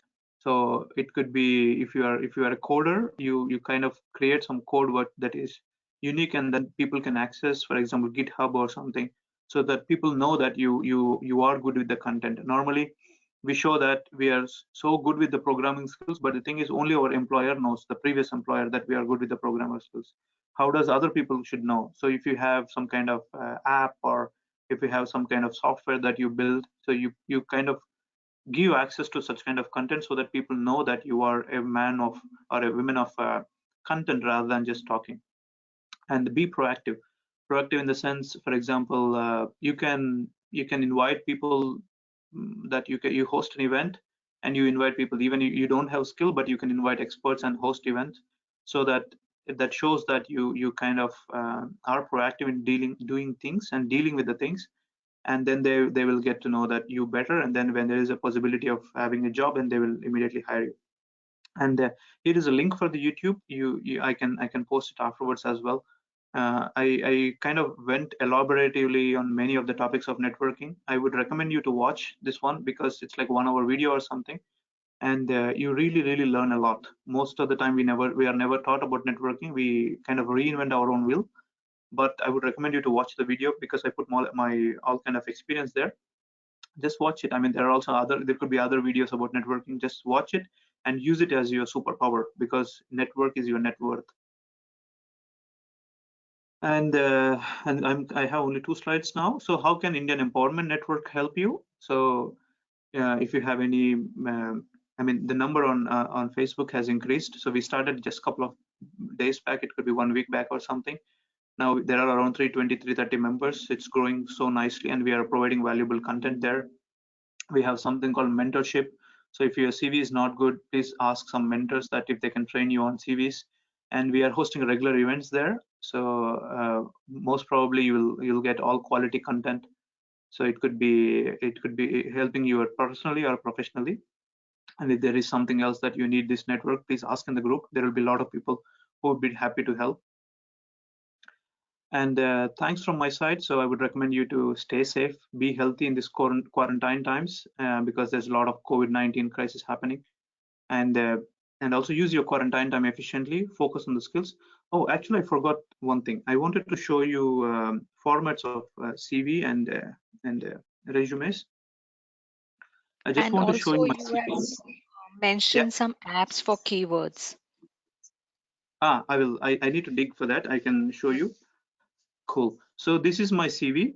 I mean, I'm not kind of boasting here that how good I am or how big I am. This is also a very old CV, like 2 years old CV. It's an academic CV.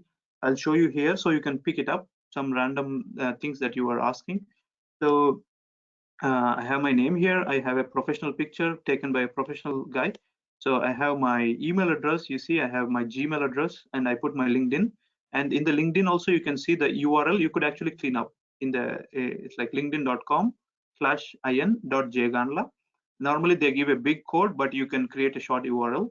So you put a phone number and address that is kind of permanent, but my address changed now. I moved to Munich. As I say, it's an old one. You see, somebody asked about the nationality and visa. I put it in the top itself. So whenever they see my CV, they understand that this guy is Indian and he has a Schengen visa. So if I have a permanent residence, I'll put it there. If I have a German citizenship, I will put it there. So it helps an employer to look at their capabilities, if they can provide you visa or not. And I put academics. I put like where I did, what I did, where I did, and then the grades and the place where I did, and also the time. So it's not a kind of rules are not set in stone. You can reinvent your own stuff. But only thing is, people need to understand like what are your grades and what are your class ranks, so that they understand like how much efficient you are, how competent you are. And then put all the work experiences. So it could be, I mean, you can put relevant work experiences, but if it doesn't, if there is possibility to add more, you can put all these things. As I said, I was working in the sales, teaching, and all these things. I was an insurance agent, and I had an internship in Germany. So I put all these things here. And if you have a publications, put it here. And the main important is like keep your name bold, and because you are not I mean, your name should not be hidden somewhere. Keep it in bold. And also, if there is any good journal like Nature or something, you can also, I mean, put it in bold. And one more thing is that you can also give a DOI, so which is the unique identity of the publication. You can put it there. I mean, normally academics will have publications, but I believe even engineering students may have publications. So put it there so that people understand that you are a man of, or a woman, or man or women of value. So you provide content, you publish content. And then you go with the achievements and fellowships. So like this also shows that how competent you are. So if you have any fellowships, or if you have won any awards, or if you have any GATE score or IELTS, or if you have any fellowships, or if you have any bigger achievements. For example, my friend is also in the call now, Anant and me, we both had a award from Dr. APJ Abdul Kalam, because we were toppers of the college. And so these things will really pop out. And then, and the main important section is the academic courses and certifications. So whatever kind of fits your job, like project management, teamwork, like leadership skills, all these things. If you can take Coursera, like now you have quarantine time, you can take free courses and get certificates and put it here. So these certificates really add up, and they kind of tell that you know all these things. I mean, as I said, need to be true. Sorry, if you do not know these things, don't put it. But if you know these things, and if you have certificate, if you can prove it, then put it. And all other things like leadership roles, that how good you are leader, and conferences, computer proficiency, language skills are kind of important. Technical expertise, if you are an academic, you need to put the technical expertise, only you know stuff. If you do not know techniques, don't put it. Only things you know, please put it there. And some other things, whichever boosts your thing. Jagdish? And this one I put, yeah. Sorry to interrupt. Can I talk? Yeah. Yeah, in language, is it really necessary that we have to put our native speaking language, or universal language is not more enough? I mean, that just shows that you are a polyglot, that you know more languages. Putting multi-language, native language doesn't hurt. Okay. Yeah. No, I mean, I thought like maybe it might not be professional to include native languages, because they would not be not that much aware of like Telugu, Tamil, or whatever it may be, Malayalam. I think it will be beneficial for you if you put language, in despite the. Yeah. Yeah. Sorry, Hi, sorry. It doesn't hurt anybody. So the more you put, the more it also benefit for. It's on your side itself, because when you put more languages, it shows that you are quick and adept to learn languages. Okay. it really doesn't hurt. I don't see any negative factor there. Yes. Okay. That is true. Even in my previous company, my boss had the same opinion. Cool. Okay. Yeah. Thank Hi, you. Jagdish. I have a question here. Yeah. I am from the software background and I have around 11 plus years of experience and I have worked on many projects. So when I start writing about my project details, my CV will become very big. But if I don't write it, then I'm not sure how to explain the employer like what I have achieved till now. So what should I do in this case? Well, you don't need to write. So you need to write something that is relevant. Relevant to the requirement, you mean? You go with the relevance because your employer doesn't need to know everything, right? Yeah. What I would suggest is that you can mention the project and then you can elaborate about it during the interview. Don't write all the details of the project. You can just mention this project and then you can.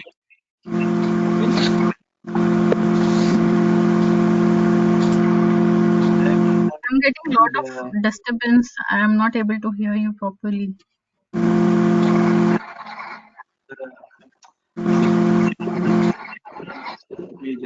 Not from my end.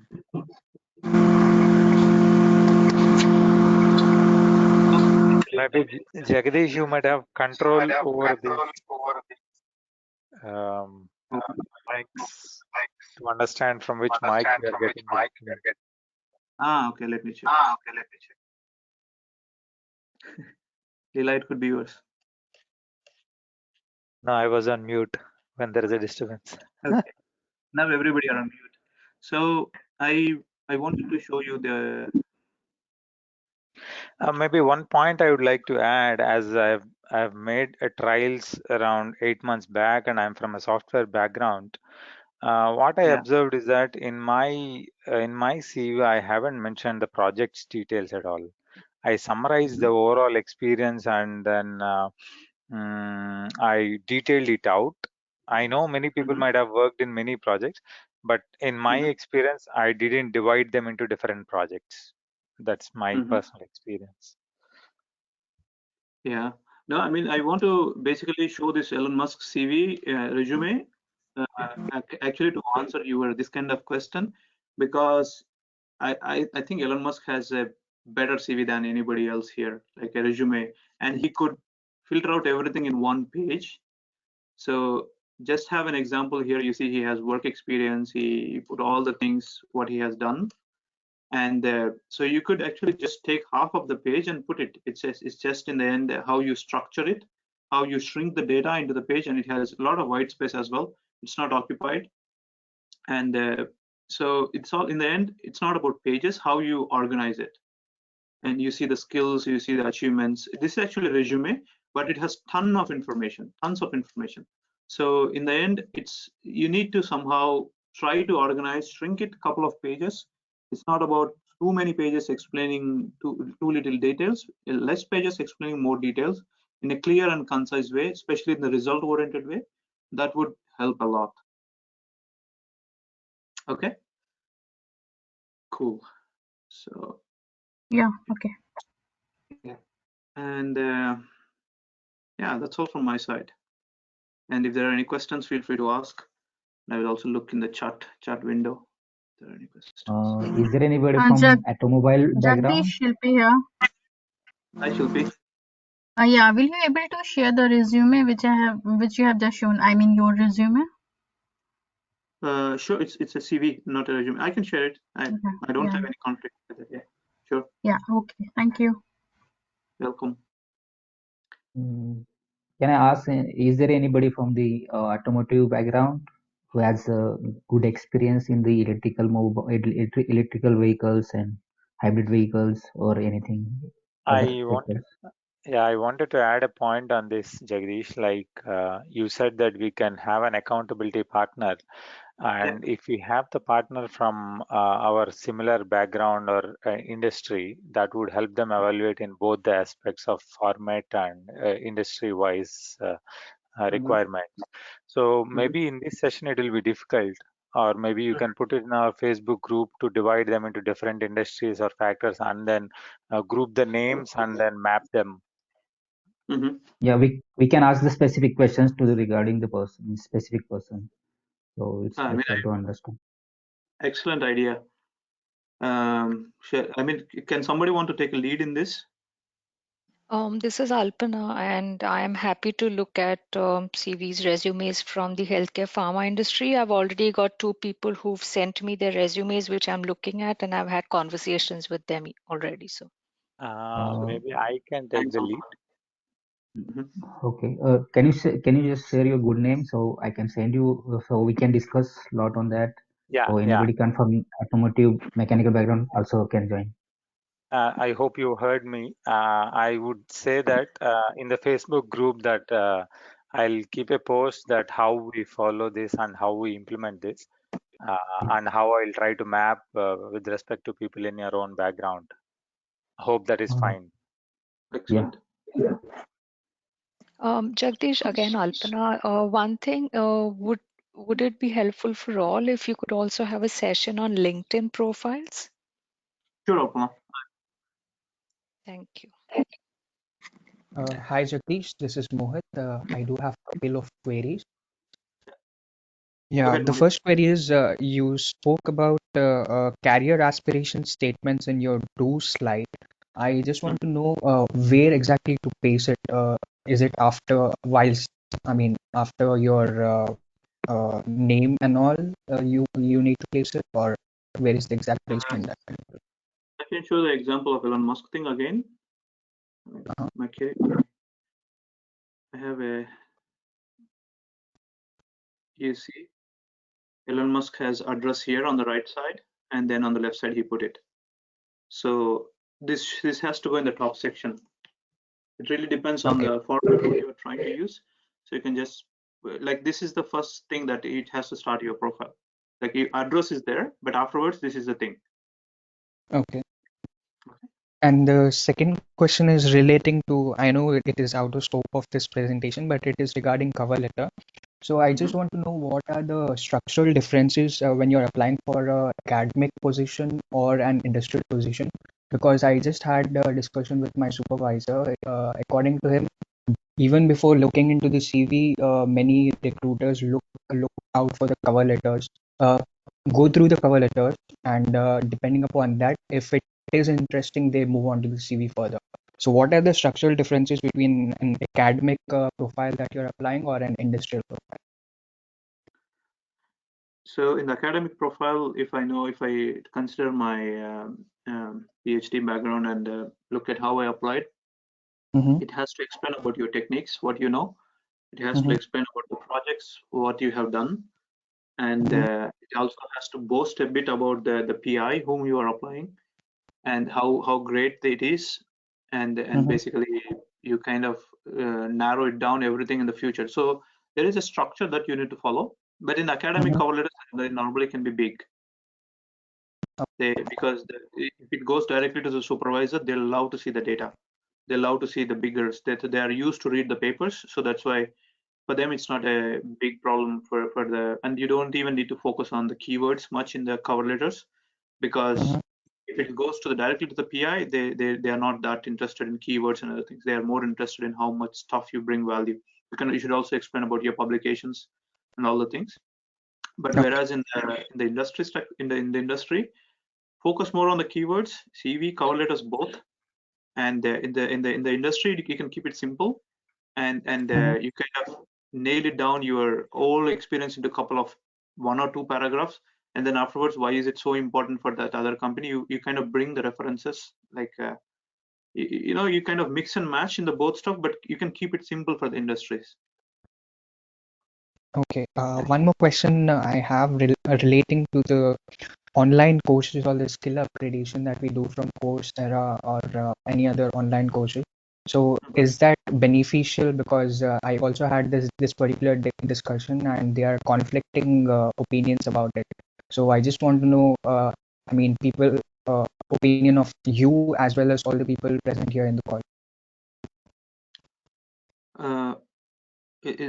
Does someone want to give the answer for that? I'm sorry. I'm asking, Can you can repeat? anybody answer? Otherwise, I can give my answer. Mohit, can you repeat the? Yeah, sure. As we are looking for skill upgradation, I am from, basically I want to explain a bit. I am from information and communication systems background, and I have done my thesis in machine learning. So for doing that, I have taken various courses in Coursera and online platforms which are available. I have certifications of it.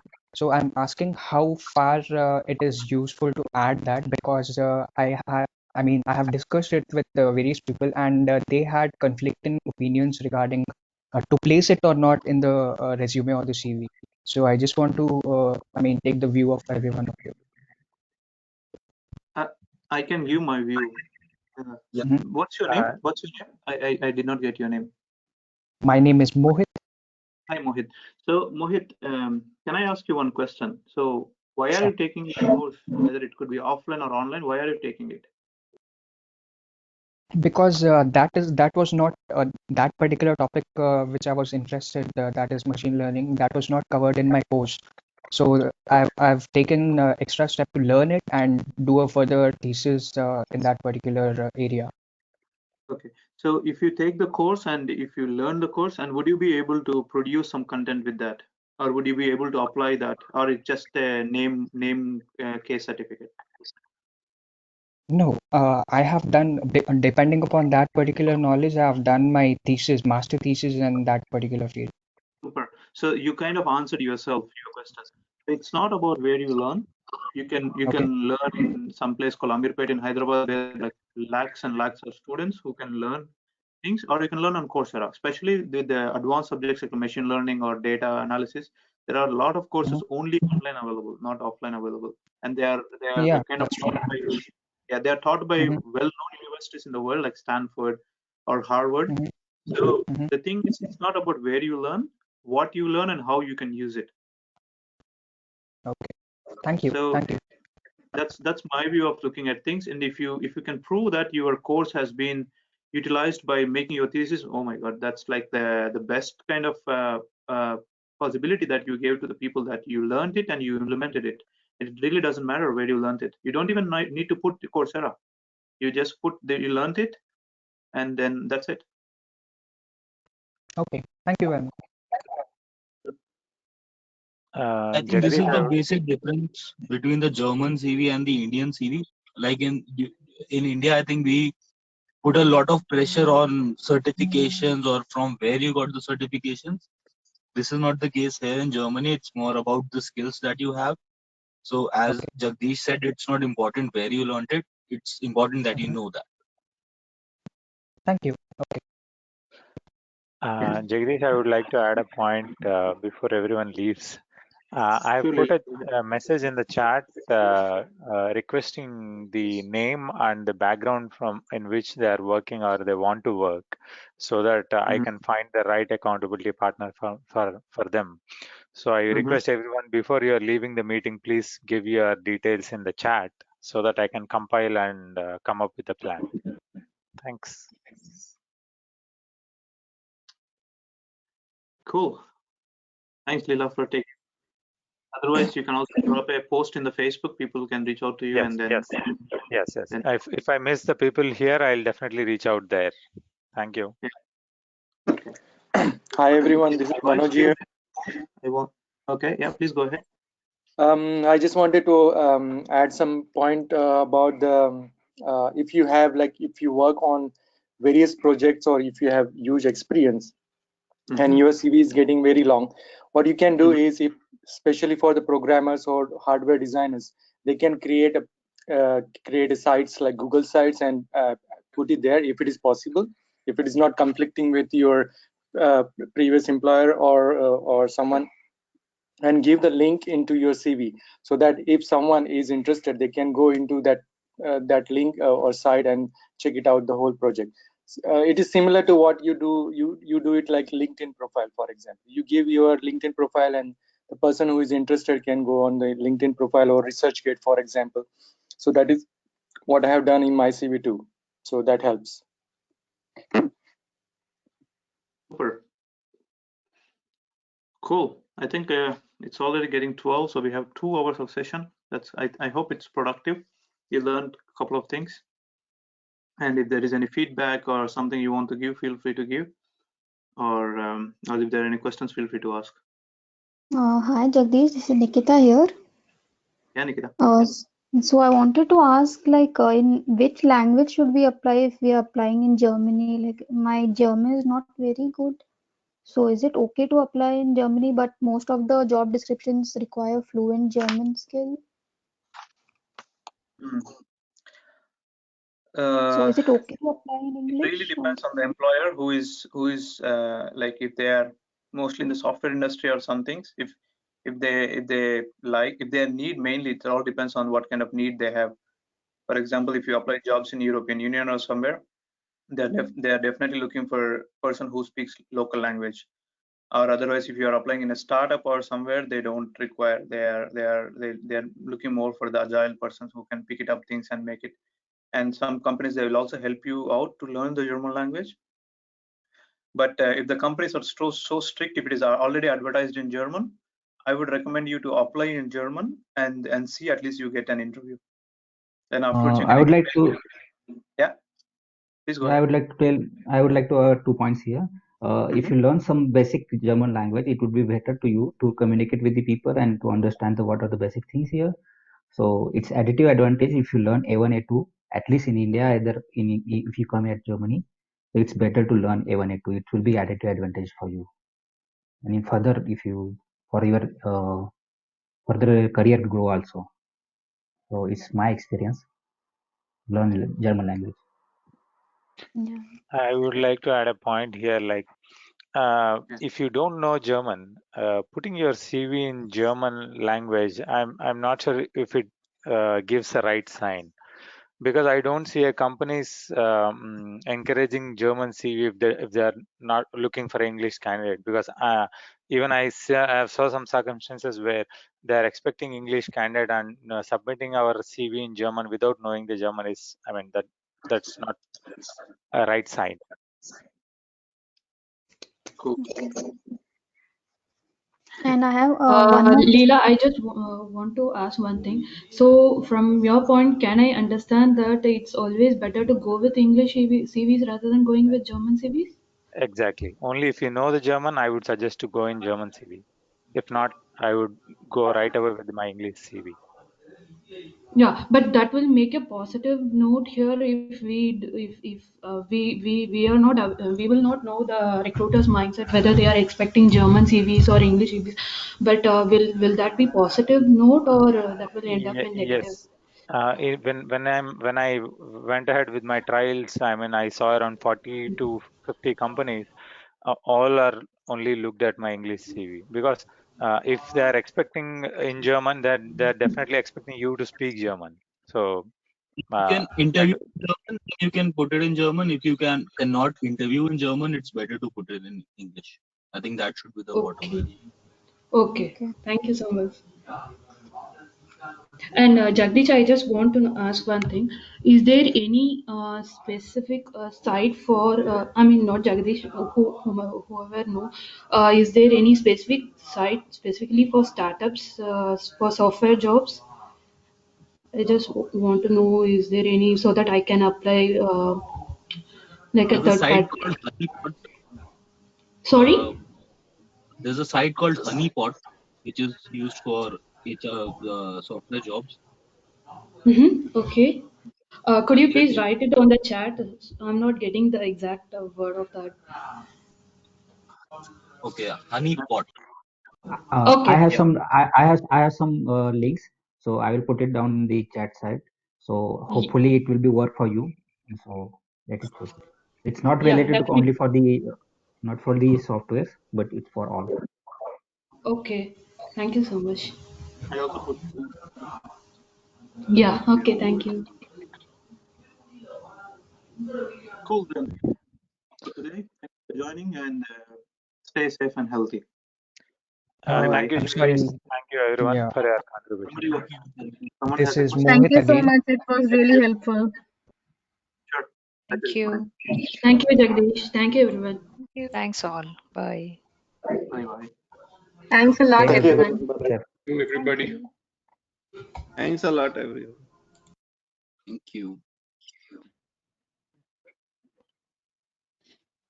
And thank you, Jagdish, and happy anniversary. Thank you.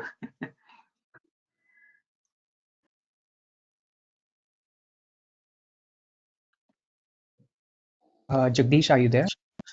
Yeah, I'm there. Yeah, this is Mohit again. Yeah, regarding this, everyone is, trying to post something or details regarding the sites, as the people get more information about it. I've contacted you regarding this to create a tag section for the legal, thing as well. I hope you remember. So why can't we create a particular section about this sharing thing so that not even in the chat section, but also in the group we have everything together. The problem what I have is that I'm not an expert in Facebook groups. I have no idea how to do it, and Okay. I need to learn, and I'm not even getting time to learn. Even the CV, this presentation, I woke up at 3 o'clock in the morning to make it. So, Yeah, thank you very much. This just was a idea. Maybe we Yeah, can discuss and implement. sure. I was about to say that if you, I mean, if that idea is like you can take a lead, then that would be great, because as you know it well or you have a right idea. So I've previously contacted Jagdish in this particular case. As I'm not the admin, I'm not finding those options to create a particular tag. Yeah, Make that. No problem.